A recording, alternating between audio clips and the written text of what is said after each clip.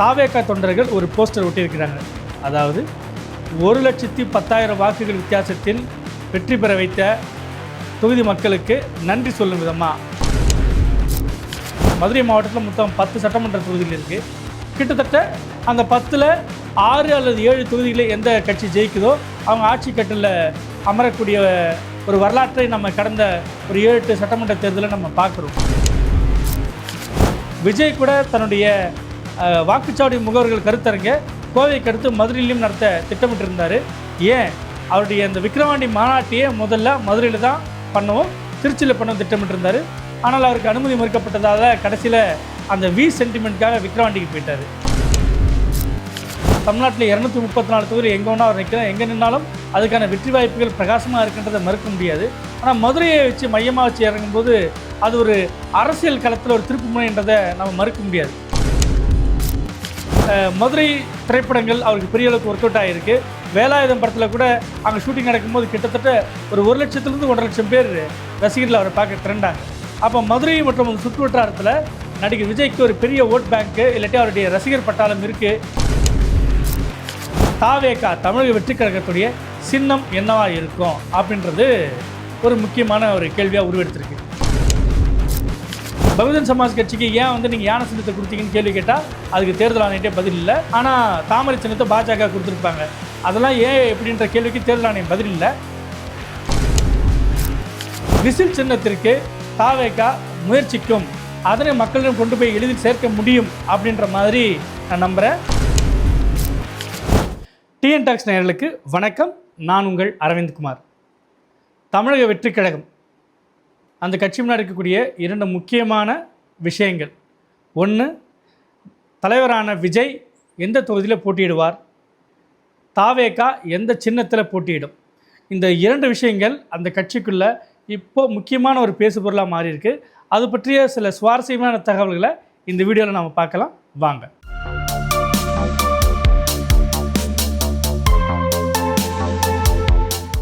மதுரை மேற்கு தொகுதியில் தாவேகா தொண்டர்கள் ஒரு போஸ்டர் ஒட்டியிருக்கிறாங்க. அதாவது 1,10,000 வாக்குகள் வித்தியாசத்தில் வெற்றி பெற வைத்த தொகுதி மக்களுக்கு நன்றி சொல்லும் விதமாக. அதாவது முதலமைச்சர் வேட்பாளராக நடிகர் விஜயை அந்த தொகுதி மக்கள் 1,10,000 வாக்குகள் வித்தியாசத்தில் வெற்றி பெற செஞ்சுருக்காங்க அப்படின்ற மாதிரியான ஒரு போஸ்டரை, ஒரு 30 அடி அகல போஸ்டரை ஒட்டியிருக்கிறாங்க. இந்த போஸ்டர் அந்த கட்சி தொண்டர்களுக்கு ரொம்ப சந்தோஷத்தை தந்திருக்கு. இதன் மூலிமா ஒரு சமிக்கை, அதாவது மதுரை மேற்கு தொகுதியில் விஜய் களம் இறங்கணும்னு அந்த பகுதி தொண்டர்கள் விருப்பப்படுறாங்க அப்படின்றத புரிஞ்சிக்கலாம். கூடவே மதுரை சென்டிமெண்ட் ஒன்று இருக்குது இல்லையா?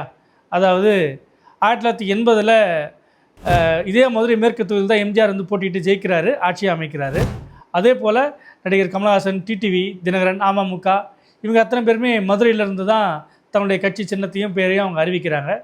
அதே போல் திமுக, அதிமுக 2க்குமே ஒரு வலுவான ஒரு கட்டமைப்பை மதுரையிலேருந்து ஆரம்பிச்சிருக்கிறாங்க. மதுரை மாவட்டத்தில் மொத்தம் 10 சட்டமன்ற தொகுதிகள் இருக்குது.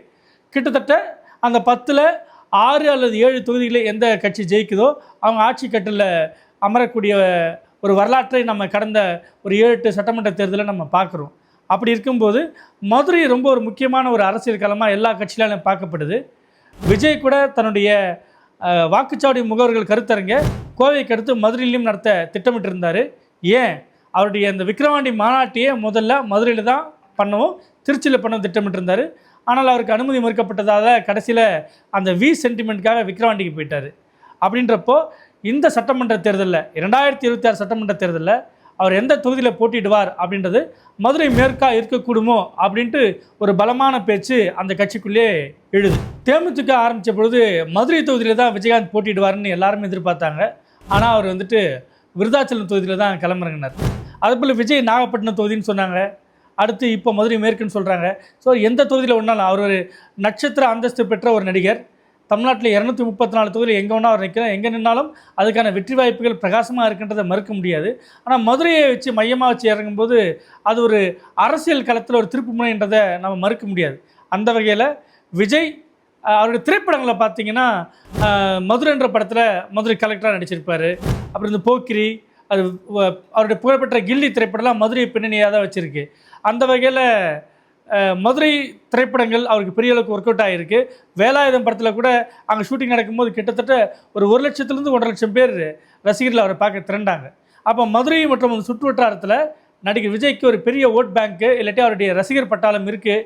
அந்த அடிப்படையில் மதுரை மேற்கு தொகுதியை விஜய் தேர்வு செய்வாரா அப்படின்றது ஒரு ஒன் ஆஃப் த சாய்ஸ் லிஸ்ட்டில் மதுரை மேற்கும் இருக்குது அப்படின்றத நம்மளால் புரிஞ்சிக்க முடியுது. சரி, ஒருவேளை சென்டிமெண்ட்டுக்காக வேலூர், விழுப்புரம், விக்கிரவாண்டி இந்த மாதிரி இடங்களில் விஜய் நிற்கவும் ஒரு வாய்ப்பு இருக்கிறதா அதே கட்சியில் பேசுகிறாங்க.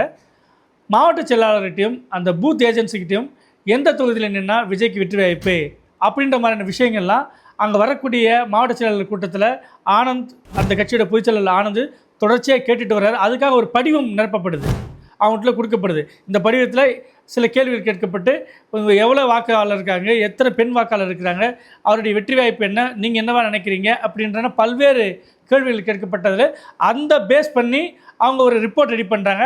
அந்த ரிப்போர்ட்டின் முடிவில் அடிப்படையில் தான் விஜய் எந்த தொகுதியை டிக் செய்வார் அப்படின்றத நமக்கு தெரியும்.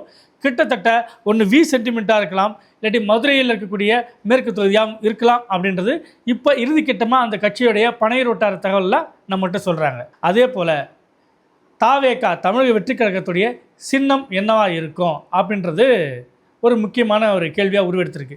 1951ஆம் வருடத்திய மக்கள் பிரதிநிதித்துவ சட்டத்தின்படி பிரிவு 29A படி ஒரு அரசியல் கட்சி அங்கீகரிக்கப்படணும். அந்த வகையில் தான் தமிழக வெற்றி கழகம் ஒரு அரசியல் கட்சியாக அங்கீகரிக்கப்பட்டிருக்கு.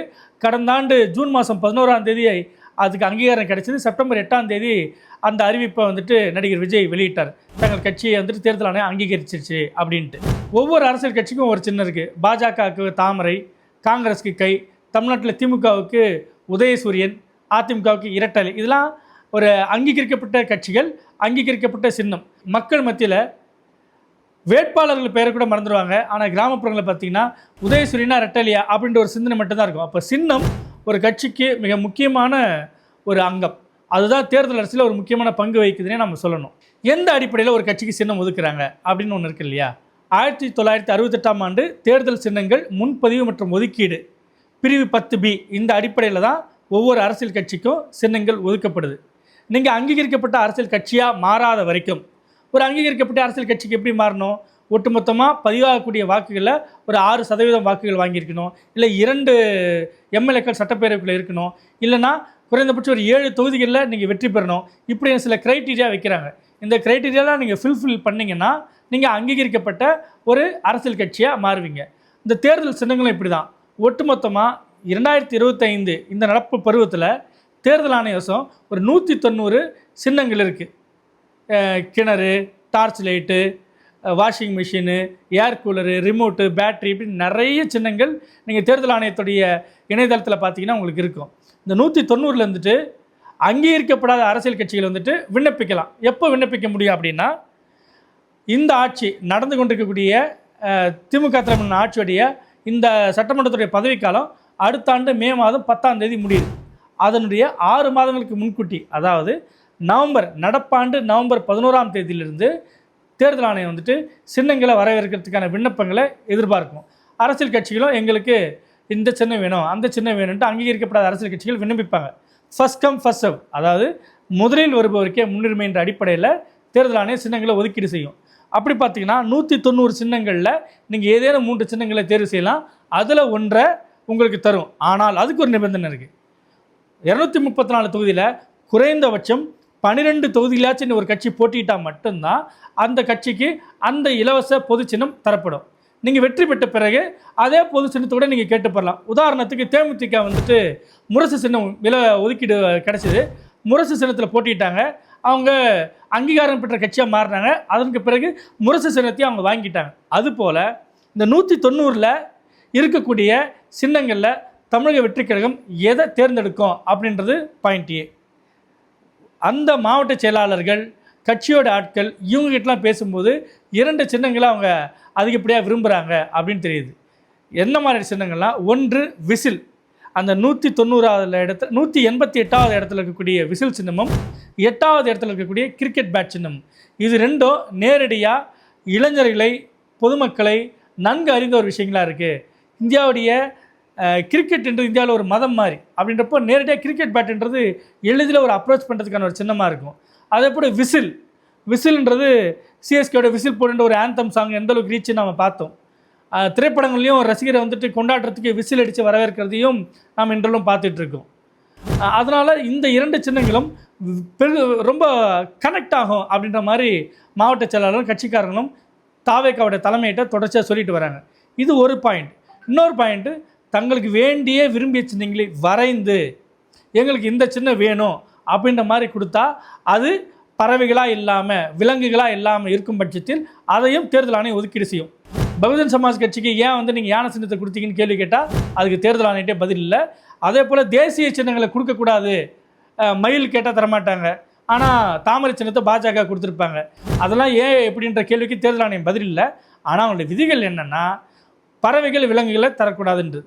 அப்படி பார்க்கும்போது தாவேக்கா முன்பு இருக்கின்ற 190 அந்த இலவச சின்னங்களில் கிரிக்கெட் பேட் அல்லது விசில் இது 2த்துல ஏதேனும் ஒன்று தேர்வு செய்யலாம்.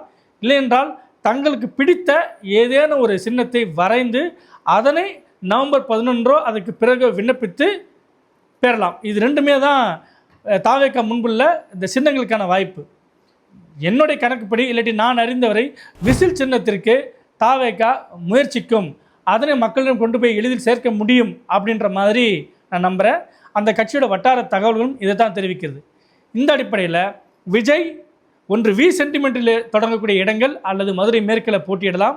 அதாவது அதே போன்று கிரிக்கெட் பேட் அல்லது விசில் இதில் 2ல் ஒன்றோ அல்லது புதிதாக ஒரு சின்னத்தை வரைந்தோ அதில் அவங்க களமிறங்கலாம். இந்த 2ல் ஏதேனும் ஒன்றை வருகின்ற நவம்பருக்குள்ளாக தாவேக்கா தலைமை தெரிவிக்கும் என்று எதிர்பார்க்கப்படுகிறது. இது போன்ற விரிவான அரசியல் வீடியோக்களை நமது டிஎன் டாக்ஸ் யூடியூப் சேனலில் தொடர்ந்து பாருங்கள். நன்றி, வணக்கம்.